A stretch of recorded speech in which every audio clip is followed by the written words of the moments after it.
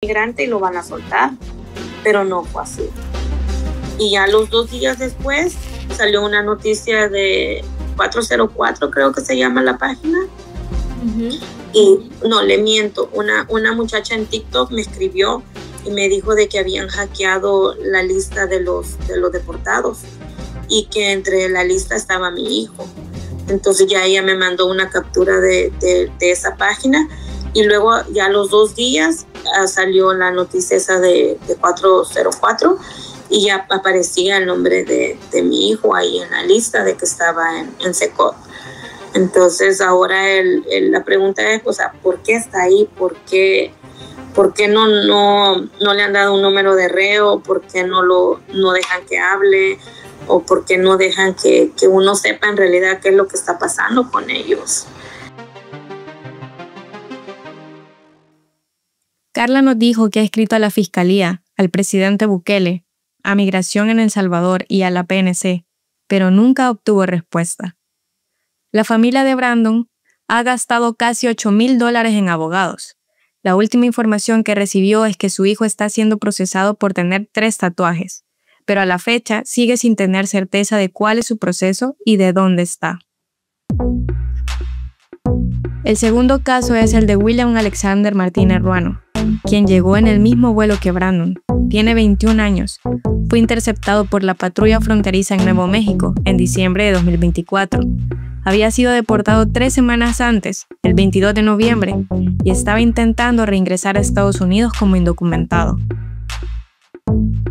Una familiar de Martínez dio una entrevista al Faro en marzo de este año.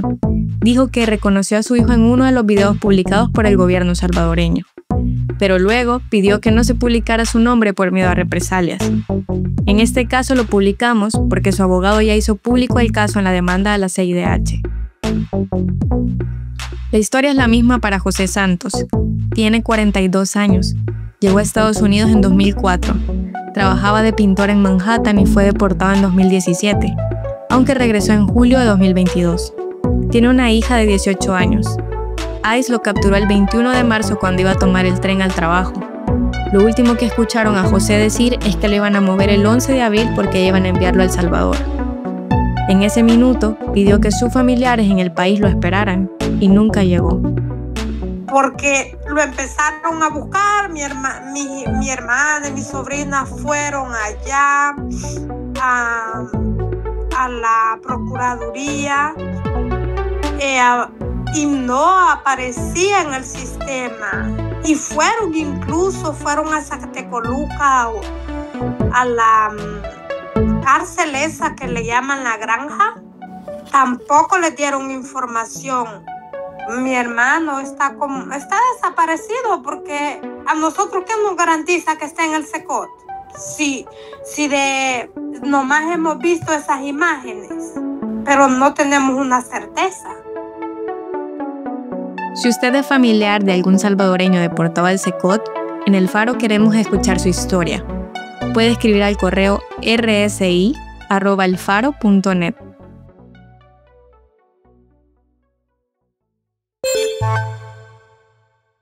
Los 3 salvadoreños desaparecidos trabajaban en construcción, uno de los empleos más comunes de los migrantes sin documentos en Estados Unidos. Ahora, la sola razón de trabajar en eso puede significar una captura de ICE.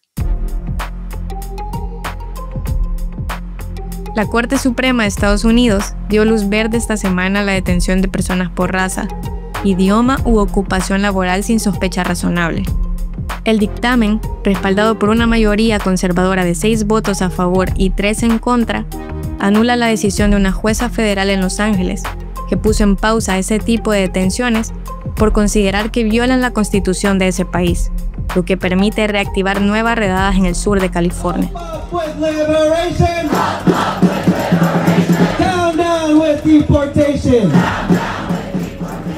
La magistrada Sonia Sotomayor, primera latina en llegar a ese cargo, votó en contra.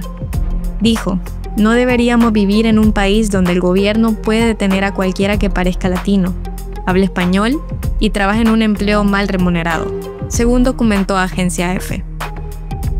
El 12 de julio, una jueza del Distrito Central de California había prohibido al gobierno de Estados Unidos que realizara redadas contra migrantes sin documentos solo por sospechas, tras los arrestos indiscriminados que ICE inició el 6 de junio en Los Ángeles y en lugares de trabajo, juzgados y barrios latinos en el sur de California.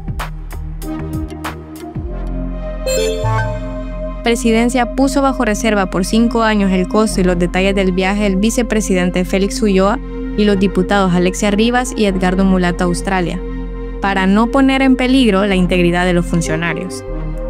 Esa fue la justificación que la presidencia le dio a la prensa gráfica que pidió a la información pública. El artículo 10 de la Ley de Acceso a Información considera como información oficiosa los listados de viajes internacionales financiados con fondos públicos.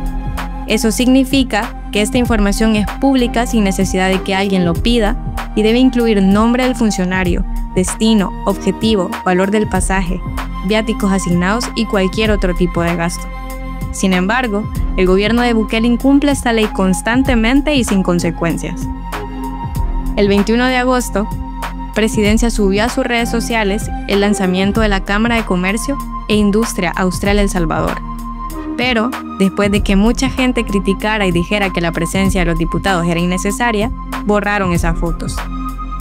Según un informe de Acción Ciudadana, 28 instituciones del Estado salvadoreño publican menos del 50% de la información que deberían, de acuerdo con la LAIP. El Ministerio de Agricultura y Ganadería fue identificado con el peor desempeño en este aspecto. Además, el informe destaca que la publicación de información oficiosa ha disminuido en comparación con años anteriores. La Corte Suprema de Justicia de El Salvador anunció que busca contratar seguros médicos y de vida privados para magistrados de Cámara y juez del órgano judicial, con un presupuesto total de $772.175. La propuesta, según Diario El Mundo, incluye 461 seguros médicos hospitalarios e igual cifra de seguros de vida, vigentes hasta diciembre de 2026. Los seguros cubren $25.000 en Centroamérica, Belice y Panamá, sin límite de edad, y protegerá a los funcionarios ante accidentes laborales, hernias, tratamientos psiquiátricos y psicológicos por estrés laboral, entre otros. El seguro de vida incluye un extra de $1.100 para dependientes como cónyuge e hijos menores de 21 años, con cobertura por muerte natural, suicidio, homicidio o accidentes en motocicleta.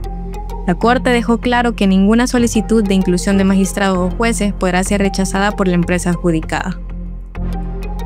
El año pasado, el órgano judicial contrató un seguro privado para 9.100 empleados por más de $6 millones. Solo para los 15 magistrados de la Corte se compró un seguro por $120.000.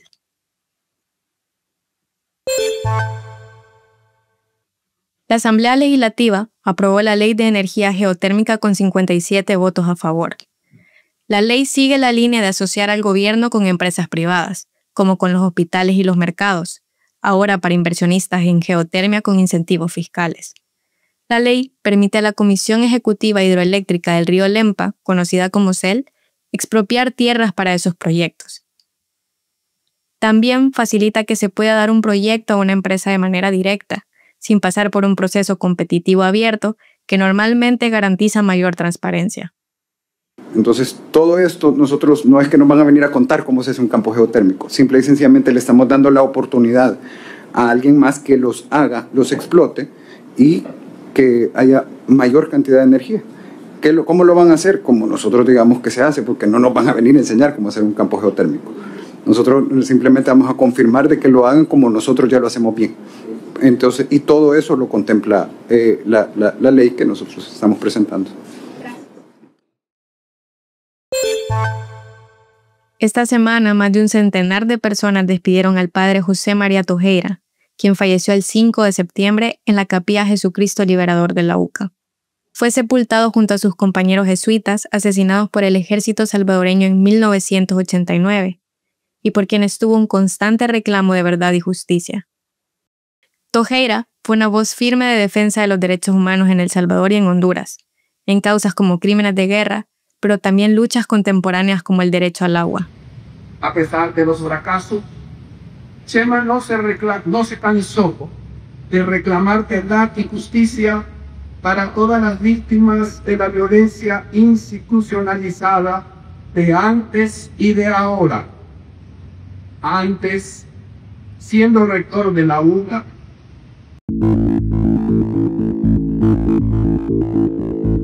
aquí termina el episodio de hoy del resumen. Suscríbete al Faro Audio en Spotify, Apple Podcasts o iHeartRadio. El resumen es un podcast original del Faro Audio. El editor es Nelson Rauda. La producción de sonido y música es de Omnium.